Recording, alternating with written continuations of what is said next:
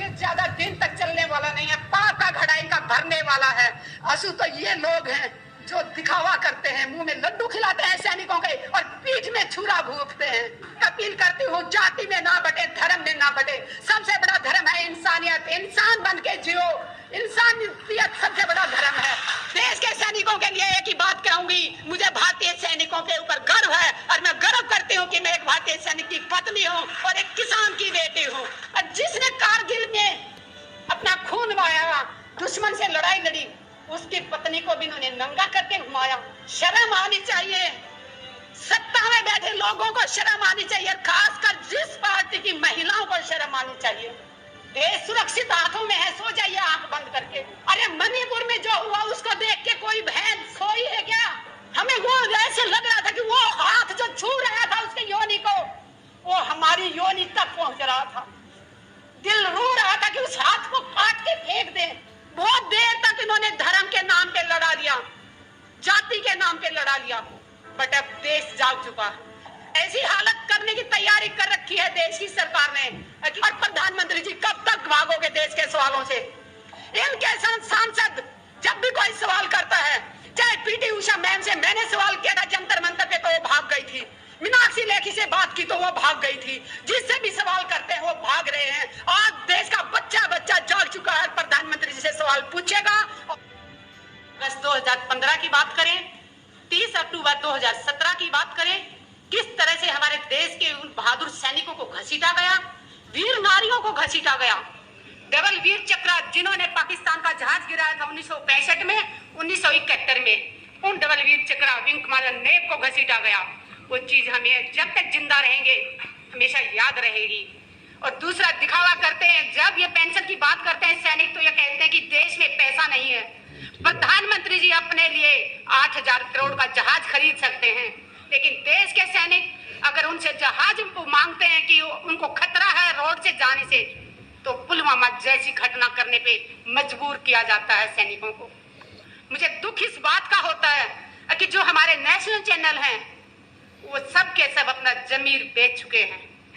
मैं उनसे पूछना चाहती हूँ, मोदी जी सदा कुर्सी पे नहीं रहने वाले। जिस दिन वो कुर्सी से चले जाएंगे, क्या तुम्हें लगता है तुम चैनल ढंग से चला पाओगे? आज जनता भूखी मर रही है, बेरोजगारी इतनी चरम पे है, भूखमरी इतनी चरम पे है, महिलाओं को नंगा करके घुमाया जा रहा है और हमारे चैनल में बैठे लोग अपना जमीर बेच के मुंह बंद करके बैठे हुए हैं। जब इस देश का इलेक्शन हुआ था 2014 में, हम बहुत खुश हुए थे कि हमारे देश को एक बहुत अच्छा प्रधानमंत्री मिलने जा रहा है। हमारे साथ उस टाइम भी बहुत बड़ा धोखा किया।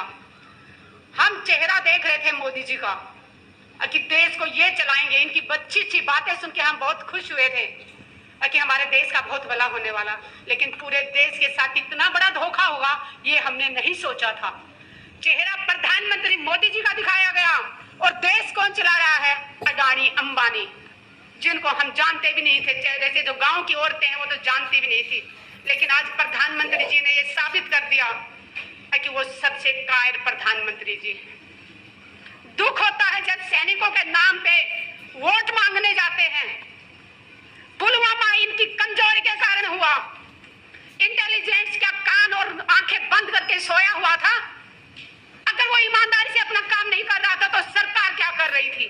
और अगर इंटेलिजेंस ने अपनी रिपोर्ट दी थी तो वो किसको दी थी? और उसके बाद सरकार में बैठे लोगों ने संज्ञान क्यों नहीं लिया उस पे? क्यों नहीं? जब उनको पता चल गया था कि इस रास्ते से जाने से विस्फोट हो सकता है, तो जिसने भी एयरलिफ्ट से जाने से मना किया, परमिशन देने से मना किया, उसका नाम देश के सामने आना चाहिए। देश की जनता जाग चुकी है।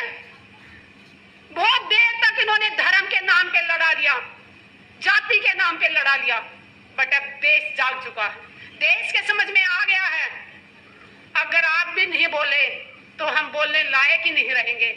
ऐसी हालत करने की तैयारी कर रखी है देश की सरकार ने कि हम सिर्फ दो टाइम की रोटी मांगने के लिए हाथ फैलाएं ताकि हम अपने हकों की आवाज ना उठा सके। जवान शहीद होते हैं उस दिन उसके घर में खूब सारे लोगों का आना जाना, सुबह से शाम तक लाइन लगी रहती है, लेकिन उसके बाद उस विधवा को अपना जिंदगी कैसे बसर करती है, किस तरह अपने बच्चों को पढ़ाती है, ये देखने वाला कोई नहीं होता। उस बहन को, विधवा को अपनी पेंशन लागू करवाने के लिए सरकारी दफ्तरों के एक एक साल तक चक्कर काटने पड़ते हैं। हम बहुत बार रक्षा मंत्रियों से मिले हैं, मनोहर पारिकर जी थे तब भी मीटिंग होती थी, सीतारमन जी थे उनसे भी मीटिंग हुई, हमारे ये राजनाथ जी हैं इनसे भी मीटिंग हुई, लेकिन हमेशा वादा किया जाता है कि हाँ हम सब ये किया जाएगा, लेकिन ना कोई विधवाओं की सुनने वाला है, ना कोई जवानों की सुनने वाला है। और जवान विधवा की बात मैं इसलिए कर रही हूँ, मैंने उन वीर नारियों को बहुत नजदीक से देखा है, मैंने उन वीर नारियों की बहुत तकलीफ देखी थी, तभी मैं जंतर मंतर पे माँ बाप की कसम खा के धरने पे बैठी थी जान सतवीर के साथ। आप में से शायद कुछ लोग जानते भी होंगे, मैं 1 मिनट लेके अपना बताना चाहूंगी। मैंने 810 दिन रिले हंगर स्ट्राइक किया था, एक टाइम खाना खाती थी 24 घंटे में, सुबह से शाम तक सिर्फ प्लेन पानी पीती थी, और उसके बाद 11 दिन तक मैंने आमरण अनशन किया था। और वहां पे बैठी थी तो माँ बाप की कसम खा के बैठी थी, किसान की बेटी हूँ और एक सैनिक की पत्नी हूँ तो पीछे हटने वाली नहीं थी। आईसीयू में पहुंच गई थी, 4 दिन तक मैं RR हॉस्पिटल में रही और मुझे बलात्कार की धमकी दी गई। और जब मैं FIR दर्ज कराने जाती हूँ, उस थाने की महिला SHO कहती है कितने चक्कर काटोगी, छोड़ो, ऐसे तो धमकियां मिलती रहती हैं। मैंने कहा जितने भी चक्कर काटने पड़े, जिसने मुझे बलात्कार की धमकी दी मैं उसको जेल भेज के रहूंगी। आप यकीन मानेंगे, 14 महीने बाद मेरी FIR दर्ज की, मैं दिल्ली की बात कर रही हूँ, और वो भी तब मैं महिला आयोग गई, साइबर क्राइम गई, दोनों तरफ से दबाव पड़ा। उसके बाद 14 महीने बाद वो FIR दर्ज की, और उसके बाद आज 30 हजारी कोर्ट में केस चल रहा है। आज तक नहीं ढूंढ पाए कि वो इंसान कौन था जो एक आर्मी ऑफिसर की पत्नी को बलात्कार की धमकी दे रहा था। देश सुरक्षित हाथों में है, सो जाइए आंख बंद करके। अरे मणिपुर में जो हुआ उसको देख के कोई बहन सोई है क्या? हमें वो ऐसे लग रहा था कि वो हाथ जो छू रहा था उसके योनि को, वो हमारी योनि तक पहुंच रहा था। दिल रो रहा था कि उस हाथ को काट के फेंक दें। और जिसने कारगिल में अपना खून बहाया, दुश्मन से लड़ाई लड़ी, उसकी पत्नी को भी इन्होंने नंगा करके घुमाया। फिर कहते हैं कि मोदी है तो मुमकिन है।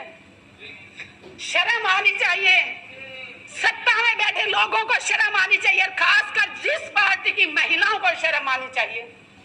अरे वो इतनी गुलाम है कि इस पार्टी की एक महिला होने के नाते उन्होंने एक शब्द नहीं बोला, चाहे वो पहलवानों को घसीटा गया हो, चाहे किसानों के ऊपर, जिंदा किसानों के ऊपर गाड़ियां चढ़ा दी गई हो। तकलीफ होती है, बहुत तकलीफ होती है, लेकिन ये ज्यादा दिन तक चलने वाला नहीं है। पाका घड़ा इनका भरने वाला है। आप सबसे एक अपील करती हूँ, जाति में ना बटे,